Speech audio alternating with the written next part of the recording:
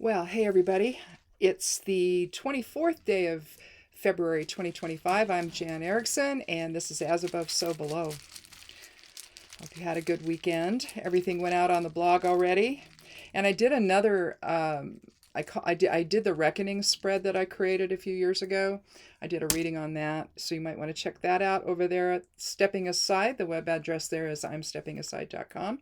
If you forget, click on more below the video and a window will open and it'll be right there at the top. We're going to start today's reading out with Ingus. Now, Ingus is the 22nd rune of the Elder Futhark, and it's essentially the seed. It looks like a diamond. It can also be written as two, well, I won't write it out, as two X's, one on top of the other, but in the center there's a diamond.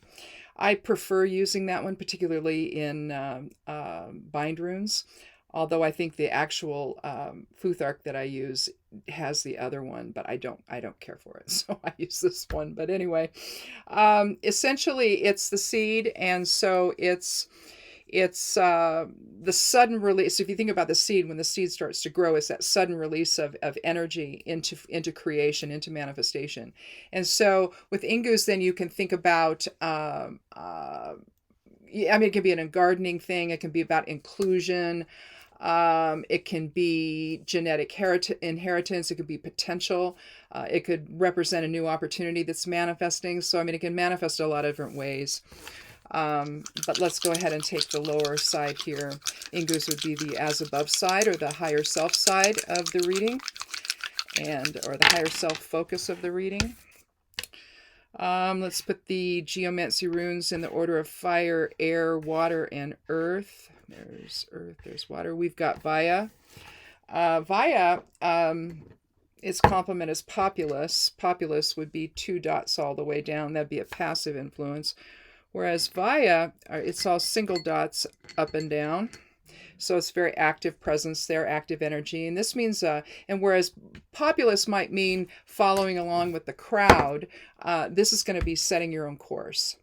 And so I think it's going to dovetail quite well here with Ingus today, with the sudden release of new energy or something new that's on the horizon that you're going to manifest here. And you're going to do it in a very independent way. You're going to set the tone. It could be, and if you're doing this with other people, you could end up being the leader, so to speak, in a leadership role maybe.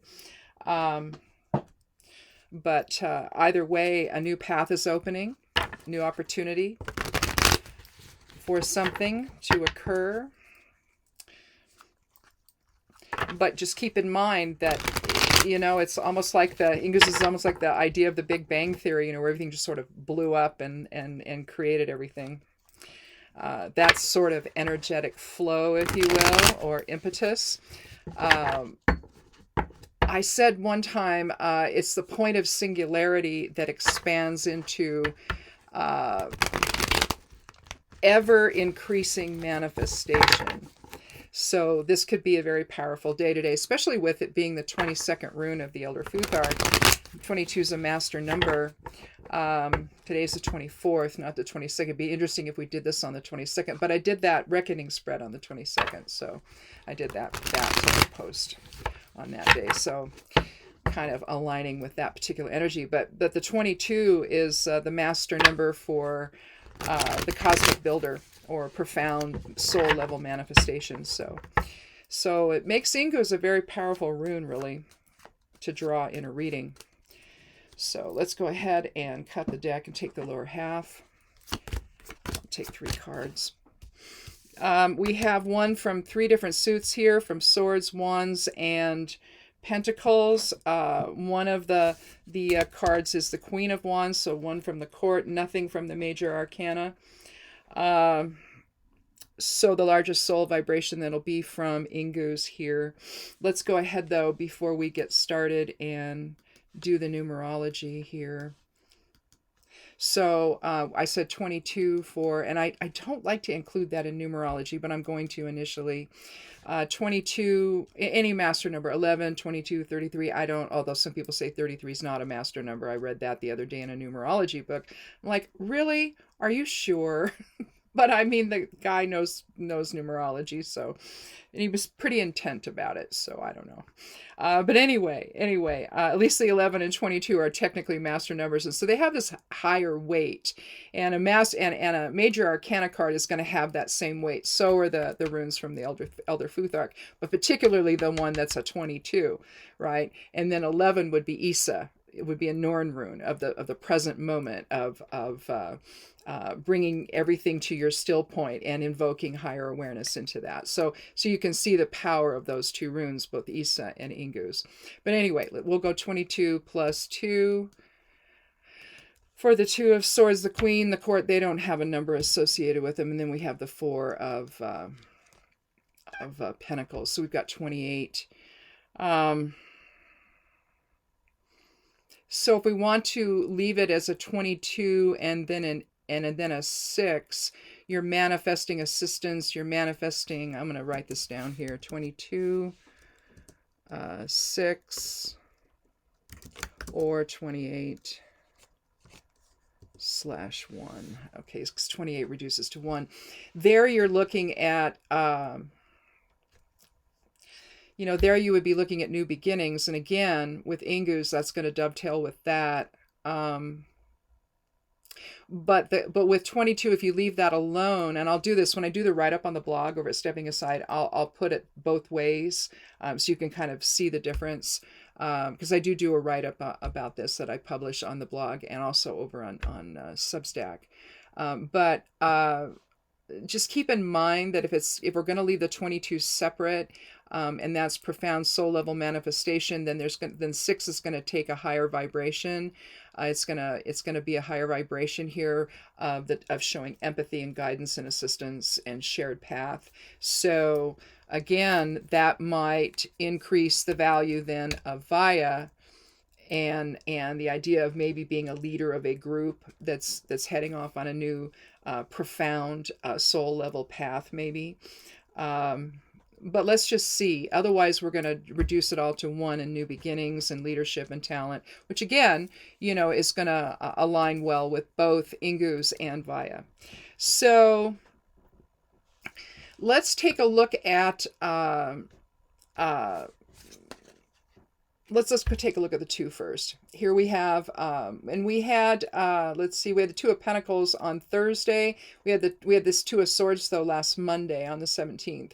And so here the same sort of thing. You have the woman sitting on the bench, away from the water, away from the ocean.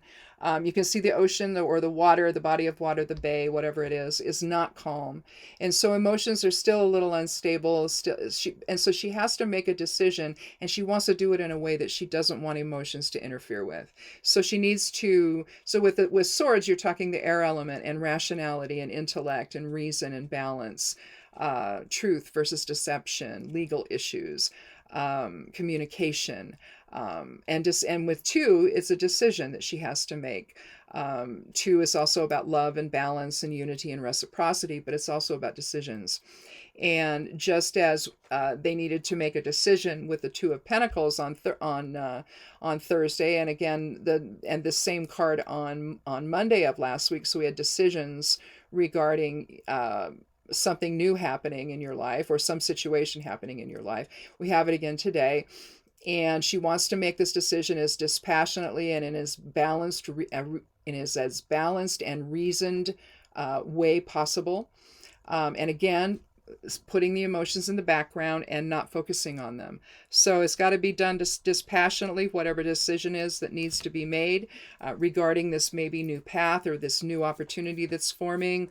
The Queen of Wands, you might use her as a counselor. She's a woman in authority. She's very dynamic. She's very active. She's somebody that's knowledgeable. She's successful. So she's been there, done that. And so she may be somebody that you either want to manifest, especially if this is a new opportunity and you're going to be the one in charge of it, or maybe it's a new, maybe you're forming a new business or something, and so you're the person in charge. You want to emulate the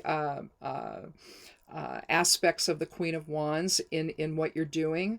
Or if not that, then she could be an advisor that you go to for some assistance in making this decision regarding this new opportunity today. This evokes a few things for me, but lastly, the Four of Pentacles. I mean, it does show something lucrative here, that it could be lucrative, but you're going to have to watch your money here when you're doing it. You're going to have to watch your investment and hang on to as much of that as you can. Whenever you start, if this is like a new business you're starting, you need capital. So maybe she's somebody, an angel investor, and you went to see her for money, maybe. Or maybe she's a tax attorney or a tax accountant or something, to find out what all the rules are and what the laws are about what it is you're going to do. It could be somebody like that, that's acting as the Queen of Wands. Or that the Queen of Wands represents. But here you have the king who's out again, just like you have the woman here out away from the water. You see that dual line separating where she's sitting and where the water is. Same sort of thing in this card. He's out away from his kingdom. He's either somebody who's very miserly and won't help the kingdom. That's who you're up against. It could be something like that. Or, and I don't think it's that, I think it's actually that you're taking a more conservative approach with your money and how you want to spend it. And so sometimes when you start a business, you can spend, and then you've got nothing while you're waiting for the work to come in, right? And the clients to come in and the money to come in. And so maybe you need to keep some of that nest egg to keep the business afloat. So you want to be a little cautious in your approach to it, to this new direction in your life. And you just want to not give all your money away thinking it's all just going to come in right away, because sometimes businesses are in the hole for a little while until they actually get going. They're not necessarily successful right out of the chute. And so I think what the Four of Pentacles is suggesting, that if this does involve something like this for you today, you're going to want to be careful with how you spend your money and hang on to as much of it as you can, so that in the event that this is a new business you're starting, you've got money to operate with. You may need to use your own money, or money that you've maybe gotten, if you've gotten lucky enough to get a loan from the bank, they want to do that for you. Then you want to make sure that you manage that money in a very measured and practical and responsible way, so that if you have to dip into that to pay the rent or the lease or the light bill or, whatever, the phone bill, whatever, advertising, then you want to have that money there. Or if you need to buy equipment, you need to have the money there to do that with, so that you're not sitting there saying, I want to, I can do all this for you, my new client who's come into my office and we're talking, I can do all these things. Well, I don't really have the staff or the equipment to do it with. So I'm going to have to put you out a little while. But see, they need what they need right now, right? So you're not really presenting, your new business as something that can be trusted, right? So you want to be careful with the Four of Pentacles here, with the money that you have, just so that you have it in case you need to use it just to keep the business afloat for a little while, or to buy what you need, or to, and again, maybe you can't hire so many people right off the bat. Maybe you can't hire anybody, right off the bat. And so until you start getting money to come in, and then you can expand and create the vision that you're trying to create here with this new path, or this new journey, or this new opportunity that's coming into your, either you've made this decision to do it, you created the idea, or maybe it's just come your way. Maybe there's a business that's up for sale and you want to buy it. So you just, again, you have to negotiate a good price for yourself, and the Four of Pentacles could be talking about that as well. So I think it's a pretty easy reading here. I don't think we really need to get any other cards out. But again, the Queen of Wands just realized that it could reflect her attributes, that you need to express to others. That confidence, that authority, that dynamic energy, that I'm the one you need to choose for whatever project you want done, or whatever the business is about. If that's in fact what this is.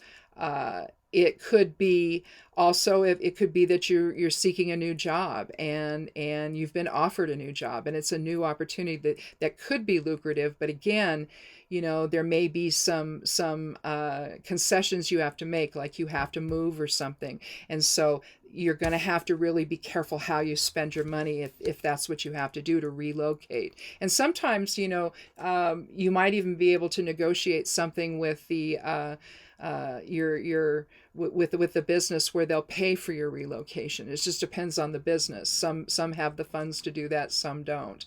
But sometimes they will negotiate that in a package for somebody that, well, I need to relocate across the country, and that's going to be pretty tough. And so, well, we're going to give you some money to do that. So it could be something like that. And so again, you have a decision to make. You may need to act with self-confidence, or talk to somebody who knows about this sort of thing, and who can advise you the best route to take. And then when you take it, then you're going to need to be a little careful with your money, at least for a little while when you do that. So, you put in the bank more. It could be something where even if you do have clients right away, you're going to need to save a lot of that money and not, and just pay your bills. Don't go crazy and have fancy decorations in the office or whatever.